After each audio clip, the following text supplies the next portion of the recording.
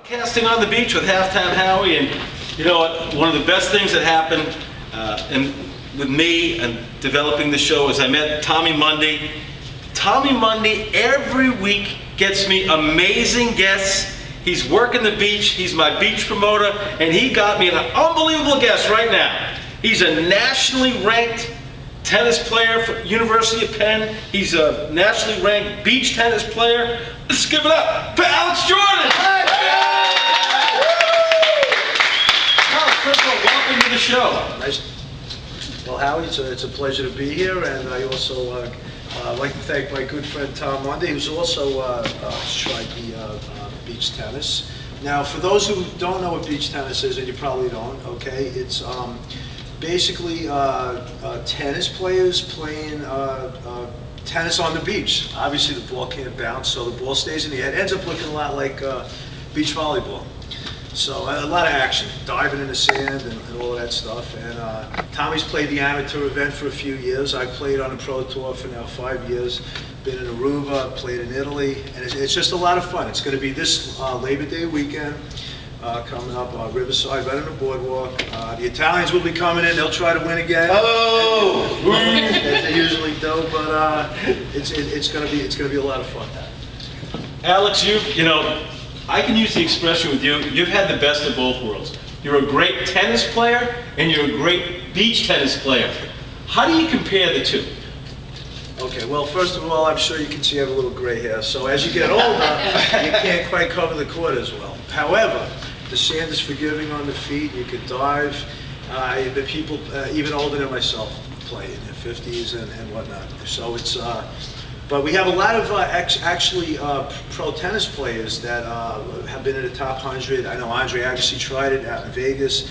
And so it's a little bit more forgiving on the body, but it's a lot of fun. Plus, of course, after you get all sandy, you can just dive right in the water. I could tell you really love beach tennis, and I want you to sell it. For people that don't know beach tennis, I want you to sell it. Why should they come down to Long Beach this weekend and watch beach tennis? Alex, I'm putting the pressure on you. Sell it for us.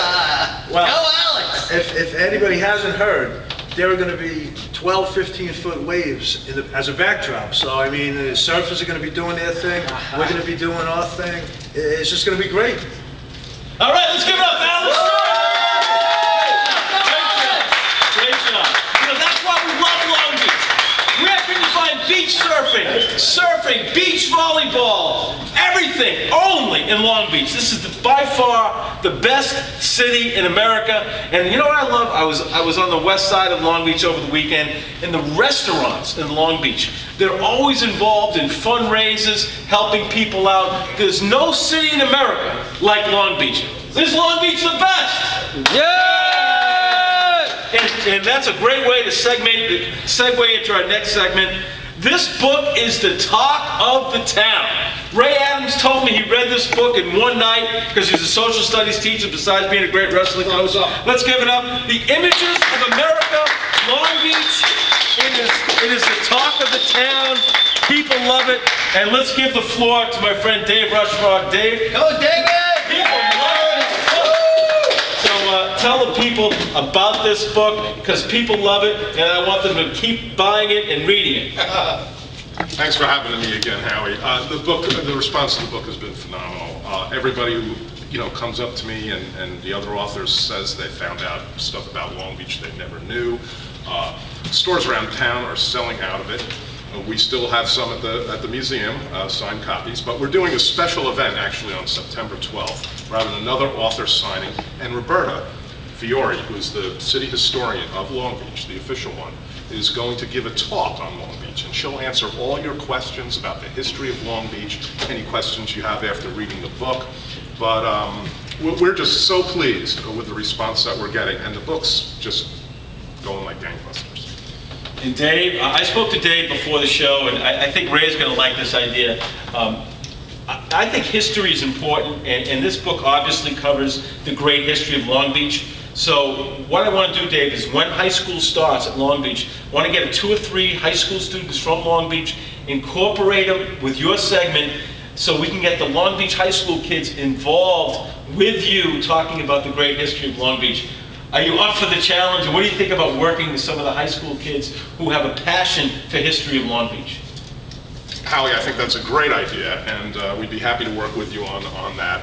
You know, many people don't know the history of Long Beach, and they've lived here, and high school kids will, I think, find it very interesting, because it's just such a rich history. We have such an advantage over most towns in that it's so colorful. All right. And Dave, we're going to, I'm looking forward to that, and let's give it up again for, and where can we, in the book, right now at the Historical Society Museum at 226 West Penn Street, between 12 and 4, Wednesday and Sunday. We have autographed copies available, and it's getting hard to find around town because it's so good. The publisher can't keep up with it. So, thanks again. All right, let's give it up. You know, I really am excited to get the kids involved, but we talked about the history of Long Beach. And this town of Long Beach has always been passionate about ice hockey. The Rangers trained here for many years, and I know a lot of people in Long Beach, they go to the rinks over the winter, but there's only one person I know that has the most passion about ice hockey in Long Beach. Let's give it up for the one and only Long Beach lady, Hockey Maven! Tracy loved to dress this week, and we love the... ready for YouTube? All right, we're ready for YouTube. All right. I told you I'm going to put you on the spot this week. Again. All right, again. All right, now, a couple of weeks ago, you made the comment that you thought Ovechkin is better than Sid Crosby, right? No, that's not what I said. That's not what you said? No. Who would you rather take? Jonathan Toews or Patrick Kane? I changed my mind. All right. All right, but anyway, a lot of people say Ovechkin, I say Crosby, but they're both great, it's either or. But I read an article yesterday, which I'm excited about. It talked about in Newsday that John Tavares has hired a personal instructor in Canada to work on his skating. He's been very dedicated, and it shows that here's a young guy that is dedicated to making himself better. He knows there's a lot of room for improvement. He's only 19 years old. He hasn't filled out yet. Talk about his attitude, because let's face it, he is the future of the Islanders. Yeah, he definitely is. Conditioning is just the most important part of any hockey player's routine. I know a lot of the guys during the off season they do a lot of conditioning work. You get the more talented players like, you know, Danny Heatley and those guys of that sort of ilk, Joe Thornton. They spend their summers playing golf and hanging out. But then you have the guys who, they know they have a ways to go. They have to work on their game. And they go, there's a guy out in California who actually trains a lot of hockey players during the offseason. You're looking at your second and third line players, not so much a John Tavares type player, but you know, second, third, fourth line players. They know they want to improve. They got to fight for their jobs, and they spend their summers, you know, training and making sure they're the best they can possibly be. A kid like John Tavares, he's very smart to realize that he's got a ways to go. He's not looking and saying, oh, okay, I made it to the big league, I made it to the NHL, and I'm done. He knows he's got a way to go, and it's good to see that he's taking the steps to get there.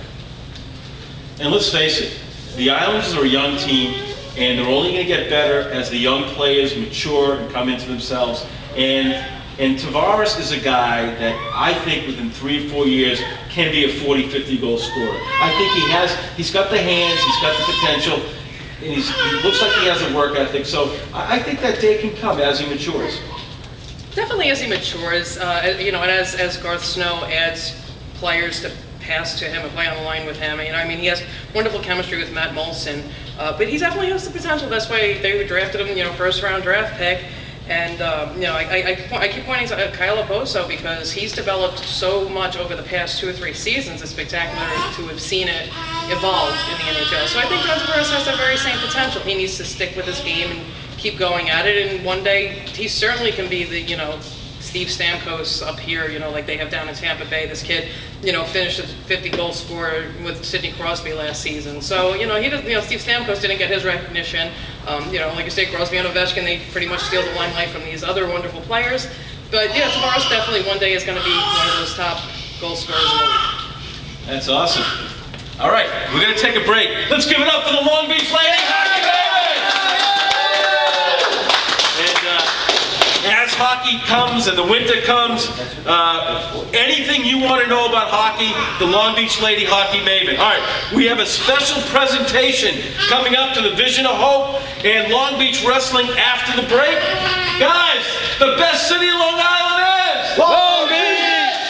and the best bagels in Long Island, in Long Beach, the biggest and the best. I dream about Max Bialy stock bagels. They're big and fat and delicious, and only at Max Bialy stock. We're going to take a break. This is Halftime Howie coming to you live from Synergy Fitness, from the only station in Long Island that does Long Beach every single week, broadcasting on the beach with Halftime Howie on WGBB.